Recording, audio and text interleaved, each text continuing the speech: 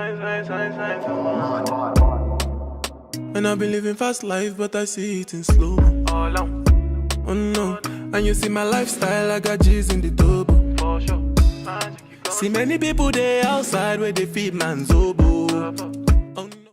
And welcome back to it. This is tonight on M&ETV. It's your boy Jaiga. As promised, we have entertainment on the show tonight. When we say entertainment, all sorts, all kind. And listen, there's a brother on set here who is, it's in his name. I said we have entertainment, but it's not just so. This is Allan, the entertainer, comedian extraordinaire. You know, some people, they tell themselves the funny. Funny thing is a hard business. People feel funny thing easy. You two little man on TikTok might do a little meme thing and you get two little laugh. But to do it as a career, to actually engage people for more than 15 minutes, and I'm giving you an easy number, 15 is a short show. But to engage anybody for a period of time and have the belly hurting them is a special talent. So I want to welcome my brother and said, Allan, what's going on, my buddy? Blessed love, my All youth. is well? Well, all is well. Can't complain. Thanks for having me here again. Well, let me just firstly jump out by saying congratulations on the fact that you make people laugh, and you make people laugh in a safe space, in a safe and clean and respectable manner, which is what people sometimes, because some people feel that in order to get a joke out of somebody, you have to ridicule somebody else. That's true. You understand? Yeah. Some comedians choose that route. Yeah. Then there are others who just find things, maybe social stuff, politics, to get a laugh. And then there's some people who do research and actually write material and comedy intention to say here what, to spark a little information to them, might tell you something that you might not known, but in a funny way. And you have been able to do that over the years, consistently making people laugh, and not only making them laugh, but making them laugh in a clean and safe space. I could tell my mother, hey, come and go and watch a comedy show. I could take my daughter to your show. You understand? Which is not an easy thing to do. So, again, congratulations on that, my buddy. Thanks so very much. You understand? So, as I like to ask people, what's been going on? We know we post-pandemic now, but I always like to ask people, in the heights of when things was going on a scale of 1 to 10, 10 being bad, or 10 being good, sorry, 1 being bad, where Allan was. Let me tell you, let me take you back to October 2020. October 2020, I was actually literally planning 2021. Right. Thinking, okay, as I'm telling my team members, I say, guys, just in case things are to ease up, right, what we're going to do next. So at least you had the mindset, you're working on a just in case plan. Always. Now, mind you, COVID-19 gave us a pink slip. Tell us hold that, go home, and when I'm ready for you, I'll call you out again. Because there's no crowd, there's no us. Correct. Because apart from just doing stand-up comedy thing, I used to do weddings, and I'm doing graduations and functions and MC. So you're MC a host, right. So I'm doing MC. And now that you're going back in a space where and then you don't know. This was the difficult part for me. Mm-hmm. You're planning blind. Because we've never been in a pandemic before. We've never experienced a pandemic. Not our generation. Right, so we don't know a pandemic. Being in the pandemic now is a space where you head, what will happen next? So you're waiting and, so January the 1st, I planned a show for January 1st. 2021. 2021. Right. It came off. Right. Because we just got a little light of day during that period. And I said, good to go. Then I hear, as of this date, the famous words, those famous words. It was frightening. I was still watching the television with my fingernails being chewed, and what you wearing today? What you wearing today? And what you going to say? And if you hear as of, I was like, Jesus, that is it, back indoors. And so, you know, it was a rise and fall. You're hopeful, and then you realize, going back inside. So it was really heartbreaking, to say the least. It was a struggle. On a scale of 1 to 10, I would give it 5. I would always give it 5 because I'm an eternal optimist. Nice. It mightn't be 10, but I ain't going to 1 in my head. Got you. You understand? I'm keeping it at 5 because either which way could be worse. Right, and he's a man of faith. Yeah, I'm a man of faith. I believe in my God, and I'll tell you as it is.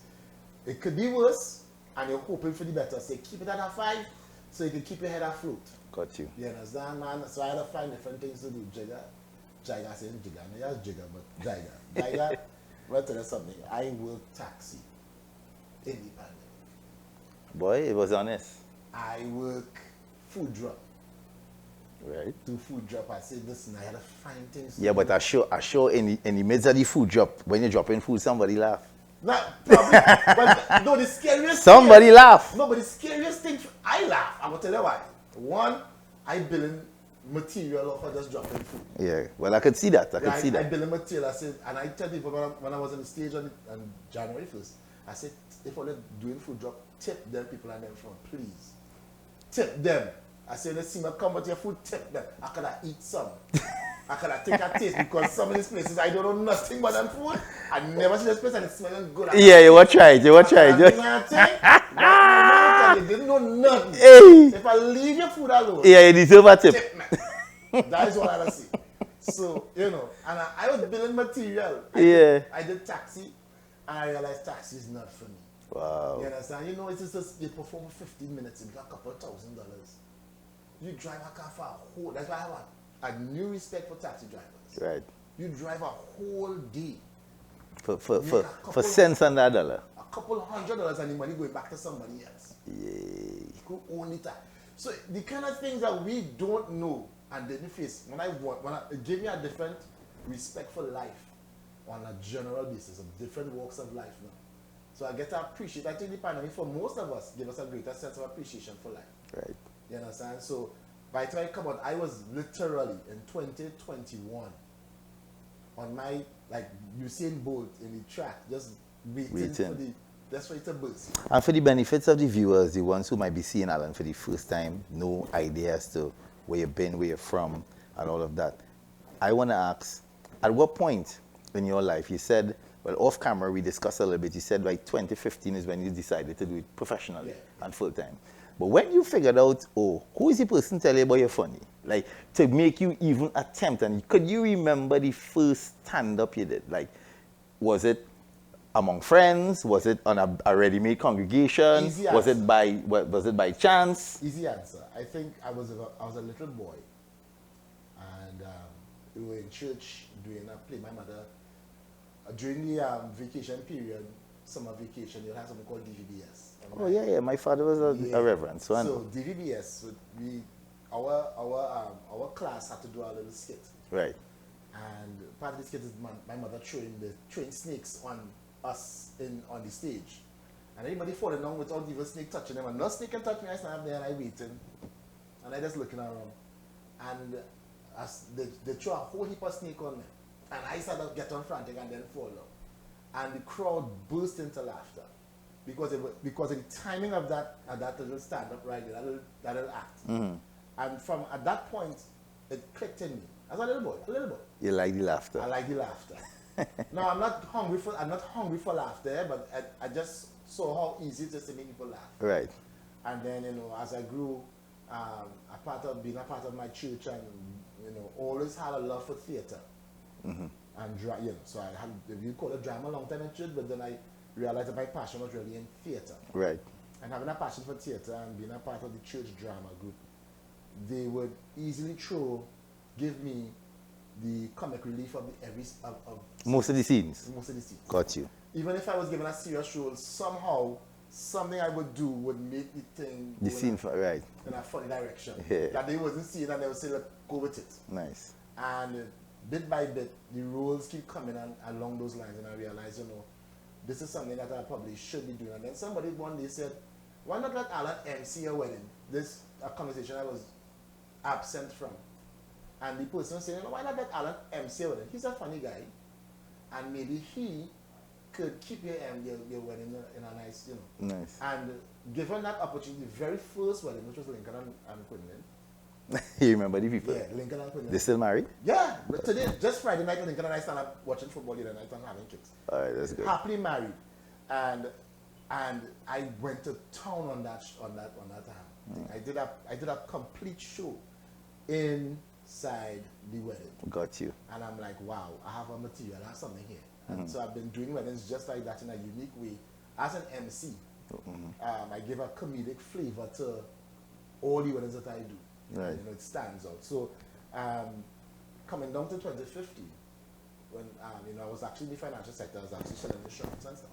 Okay, it's one of them. Yeah, so I was doing insurance. How do you mean one of them? Yeah, the ones who call your phone all the time. There is no. Well, in the early that was me, but don't in the later half, Yeah. I will make you come to me. Yeah. I wait to you know. To finesse people to come in. That I makes hear it you. interesting. But I hear you. bro, I kid you not. I sat down 2013 and I'm looking at this and I'm looking at where comedy was going in Trinidad and I'm like, no, why we looking like we dumbing down in comedy? Now I'm not saying that, you know, I play on any one person style. I'm looking at the promotions of comedy and I'm like, why we going and have to maintain this type of comedy in terms of it being smutty to be fun. Right. Now, I have nothing against that. Their friends don't mix them up. But we have to come back to a space of being creative, imaginative, and find something worthwhile to bring to the stage again to make it, you know. So I said, you know what, I'm going to get involved. And before coming out at Allan the Entertainer, I built a company called Million Laughs Production. Right. So all of 2014, I was planning, putting this thing in place, doing all the, you know, the planning and putting the structure of a company and putting up a vision board and doing all the workings of building this The brand. of family entertainment. Got you. And I said one of the products of Million Laughs Will be Allan the Entertainer.